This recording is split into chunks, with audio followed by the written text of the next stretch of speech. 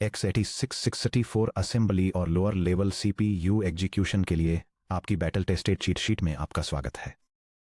अगर आप कभी किसी रोजी डीबी डिसअसेंबली डंप को खाली नज़रों से देखते रह गए हैं या ये सोच रहे हैं कि आपके कंपाइलर ने एक क्लीन फॉर लूप को वेक्टर इंस्ट्रक्शंस के मकड़जाल में क्यों बदल दिया, तो ये सेक्शन आपके लिए एक परमानेंट रेफरेंस कंपेनियन की तरह काम करने के लिए डिज़ाइन किया गया है।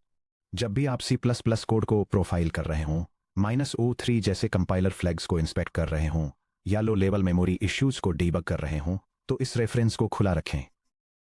हम x86-64 register landscape system VEABI calling convention core general purpose instructions AVX vector operations copy paste करने लायक GDB या GCC टर्मिनल स्निपेट्स को कवर करेंगे और आखिर में एक फॉरवर्ड ब्रिज देखेंगे कि जब हम मैसिवली पैरेलल GPU कर्नल्स पर शिफ्ट होते हैं तो ये CPU एग्जीक्यूशन कॉन्सेप्ट्स कैसे बदल जाते हैं। सेक्शन ब्रेक 17.10.1 दी x86-64 रजिस्टर मैप और सिस्टम वी कॉलिंग कन्वेंशन। जब आप लिनक्स और मैक OS पर असेंबली कोड को डीबग कर रहे होते हैं जो सिस्टम वी AMD 64 ABI को फॉलो करते हैं, तो रजिस्टर के रोल्स को समझना ही आधी जंग जीतने जैसा है। रजिस्टर प्रोसेसर में सबसे तेज मेमोरी लोकेशंस होते हैं जो सीधे एग्जीक्यूशन कोर के अंदर मौजूद होते हैं। x86-64 आर्किटेक्चर पर 16 जनरल पर्पज रजिस्टर्स GPRAs होते हैं जिनमें से हर एक 64 बिट्स चौड़ा होता है। इसके साथ ही 16 AVVX SIMD रजिस्टर्स या AVX 512 के तहत 32 रजिस्टर्स होते हैं जिनमें से हर एक 256 या 512 बिट्स चौड़ा होता है। जनरल पर्पज रजिस्टर्स GPRAs और उनके roles system V AMD 64 ABI के तहत 64 बिट जनरल पर्पज रजिस्टर्स का डेफिनेटिव लेआउट नीचे दिया गया है। यह टेबल सिस्टम वी ABI के अंडर 64 बिट प्रोसेसर्स के लिए रजिस्टर यूसेज कन्वेंशंस को डिटेल में बताती है, जिसमें हर 64 बिट रजिस्टर और उसके लोअर 32 बिट एलियास को उसके प्राइमरी रोल और प्रिजर्वेशन रूल से मैप किया गया है। फर्स्ट 6 इंटीजर या pointer parameters scalar saved scratch registers में पास किए जाते हैं, जैसे फर्स्ट पैरामीटर के लिए %RDI जिसका एलियास %EDI है, सेकंड के लिए %RISI जिसका एलियास %ESI है, थर्ड के लिए %RDX जिसका एलियास %EDX है जो एक सेकेंडरी रिटर्न की तरह भी काम करता है, फोर्थ के लिए %RCX जिसका एलियास %ECX है जो एक काउंट रजिस्टर की तरह भी काम करता है, फिफ्थ के लिए %R8 जिसका एलियास %R8D है और सिक्स्थ के लिए %R9 जिसका एलियास %R9D है। फंक्शन रिटर्न वैल्यू या एक्यूमुलेटर को %RAX में स्टोर किया जाता है जिसका एलियास %EAX है। दूसरे कॉलर सेव्ड रजिस्टर्स में टेम्परेरी या स्टैटिक चेन पॉइंटर %R10 शामिल हैं जिसका एलियास %R10D है और टेम्परेरी स्क्रैच रजिस्टर %R11 शामिल है जिसका एलियास %R11D है। इसके अपोजिट बाकी बचे हुए रजिस्टर्स कॉली सेव्ड होते हैं, जिसका मतलब है कि उन्हें प्रिजर्व किया जाना चाहिए। इनमें बेस रजिस्टर %RBX शामिल है जिसका एलियास %EBX है, फ्रेम पॉइंटर %RBP जिसका एलियास %EBP है, स्टैक पॉइंटर %RSP जिसका एलियास %ESP है और general purpose registers %R12, %R13, %R14 और %R15 शामिल हैं। उनके respective lower 32 bit aliases %R12D, %R13D, %R14D और %R15D के साथ। Caller saved versus callee saved rules.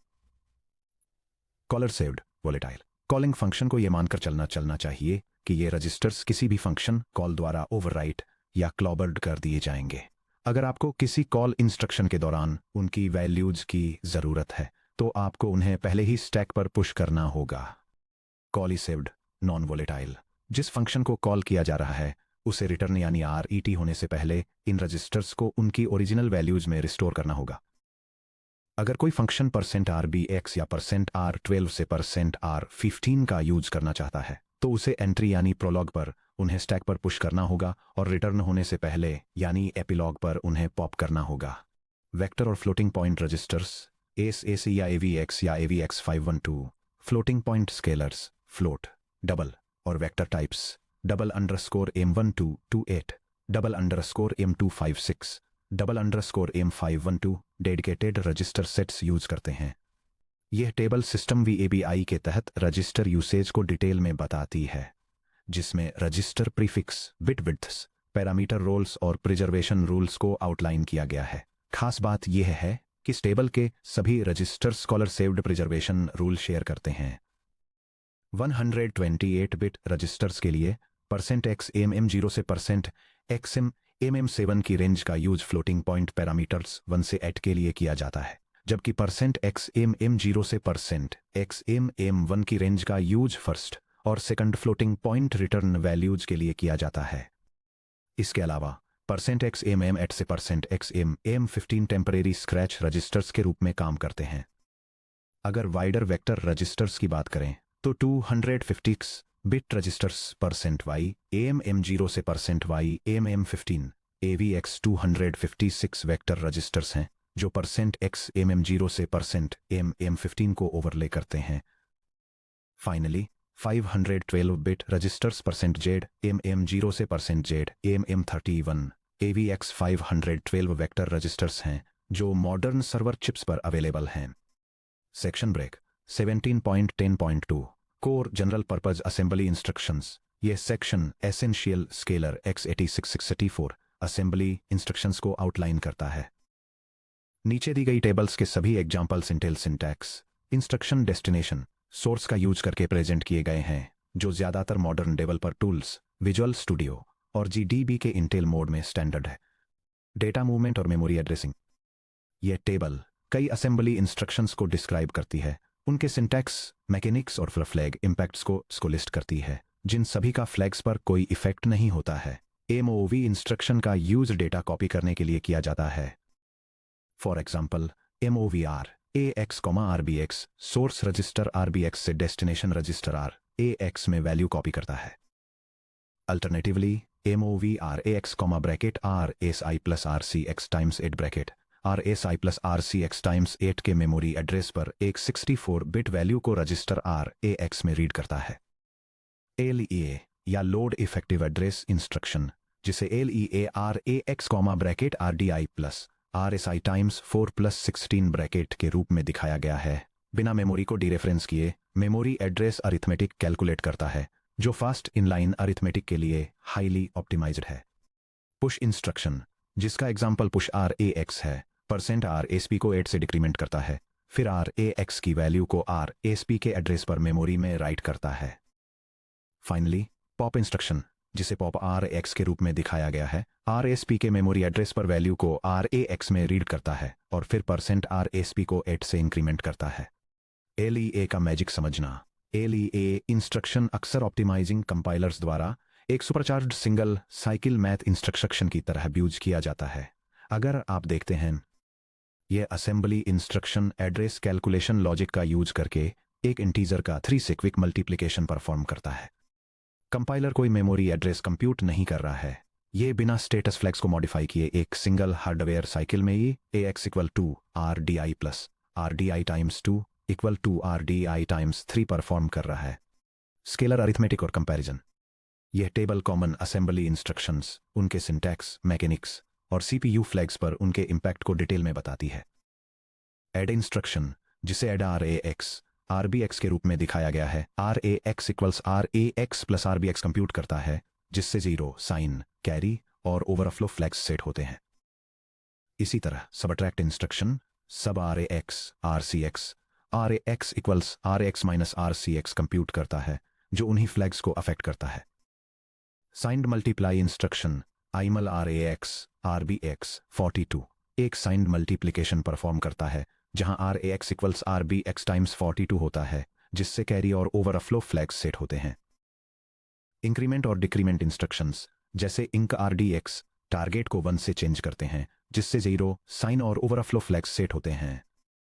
Comparisons के लिए compare instruction CMP RDI 10 RDI - 10 compute करता है और आउटकम के बेसिस पर 0, साइन, कैरी और ओवरफ्लो फ्लैग्स को सेट करने के लिए रिजल्ट को डिस्कार्ड कर देता है। लास्ट में टेस्ट इंस्ट्रक्शन टेस्ट RAX का खुद के साथ एक बिटवाइजर एंड परफॉर्म करता है, और ये चेक करने के लिए रिजल्ट को डिस्कार्ड कर देता है कि क्या RAX 0 या नेगेटिव है। ये 0 और साइन फ्लैग्स को सेट करता है, जबकि कैरी और ओवरफ्लो फ्लैग्स को 0 पर क्लियर कर देता है। कंट्रोल फ्लो और फंक्शन ब्रांचिंग। ये table common control flow instructions को आउटलाइन करती है, जिसमें उनके ऑपकोड्स, सिंटैक्स, एक्टैक्स, एग्जाम्पल्स, ब्रांच कंडीशंस और टिपिकल यूज केसेस दिखाए गए हैं। सबसे पहले JMP ऑपकोड, जिसे JMP.L2 से इलस्ट्रेट किया गया है, एक अनकंडीशनल ब्रांच है जो किसी लेबल पर डायरेक्ट जंप परफॉर्म करता है। नेक्स्ट, जंप इफ इक्वल या जंप इफ 0 ऑपकोड्स, जो J.L_equal के रूप में फॉर्मेटेड हैं, तब जंप एग्जीक्यूट करते हैं जब 0 फ्लैग 1 के इक्वल होता है, जिसे आमतौर पर कंपेयर या टेस्ट इंस्ट्रक्शंस के बाद इवैल्यूएट किया जाता है। इसी तरह जंप इफ नॉट इक्वल या जंप इफ नॉट 0 ऑपकोड्स, जो JNE.L_loop के रूप में दिखाए गए हैं, तब एग्जीक्यूट होते हैं जब 0 फ्लैग 0 के इक्वल होता है, आमतौर पर लूप टर्मिनेशन चेक्स के लिए। साइंड कंपैरिजंस के लिए जंप इफ लेस या जंप इफ ग्रेटर देन और इक्वल ऑपकोड्स, जैसे JL.L_less, लेस देन या ग्रेटर देन और इक्वल टू कंडीशंस के लिए साइंड इंटीजर लॉजिक को हैंडल करते हैं। अनसाइंड कंपैरिजंस के लिए जंप इफ बिलो या जंप इफ अबव और इक्वल ऑपकोड्स, जैसे भी .L_below, लेस देन या ग्रेटर देन और इक्वल टू कंडीशंस के लिए पॉइंटर या साइज कंपैरिजंस को मैनेज करते हैं। फाइनली, कंट्रोल फ्लो फंक्शंस में कॉल ऑपकोड शामिल है, जो रिटर्न एड्रेस को, जिसे RIP प्लस साइज द्वारा डिटरमाइन किया जाता है, स्टैक पर पुश करता है, और फू जैसे टारगेट फंक्शन पर जंप करता है, और रिटर्न ऑपकोड RET, जो एग्जीक्यूशन को रिज्यूम करने के लिए रिटर्न एड्रेस को स्टैक से RIP में पॉप करता है, जिससे फंक्शन से रिटर्न हुआ जा सके। Section break 17.10.10.3 vector SI AMD instruction reference AVX256 modern high performance C+ compilers loops को advanced vector extensions AVX instructions में ऑटो वेक्टराइज करते हैं। ये operations single vector registers YMM0 to YMM15 में पैक्ड मल्टीपल डेटा एलिमेंट्स पर एक साथ काम करते हैं। एक 256 बिट YMM रजिस्टर होल्ड कर सकता है 8 single precision floats 32 bit each, 4 double precision floats 64 bit each और 8 32 bit integers int 32T। Essential AVX256 floating point instructions. यह table 8 times float data types पर ऑपरेट होने वाले असेंबली इंस्ट्रक्शंस को outline करती है। सबसे पहले VMOVUPS इंस्ट्रक्शन, जिसे VMOVUPS YMM0, memory address RX के रूप में लिखा जाता है, 256 बिट्स ऑफ अनअलाइंड मेमोरी को रजिस्टर YMM0 में मूव करता है। इसके बाद VMOVAPS, जिसे VMOVAPS memory address RDI, YMM1 के रूप में लिखा जाता है, YMM1 से 256 बिट्स ऑफ अलाइंड डेटा को मेमोरी एड्रेस RDI में स्टोर करता है। VADDPS इंस्ट्रक्शन, जिसे VADDPS YMM0, YMM1, YMM2 की तरह लेआउट किया गया है, 8 पैरेलल फ्लोट एडिशंस परफॉर्म करता है, जहां रजिस्टर YMM0 का हर एलिमेंट YMM1 के करस्पोंडिंग एलिमेंट प्लस YMM2 के एलिमेंट के इक्वल होता है।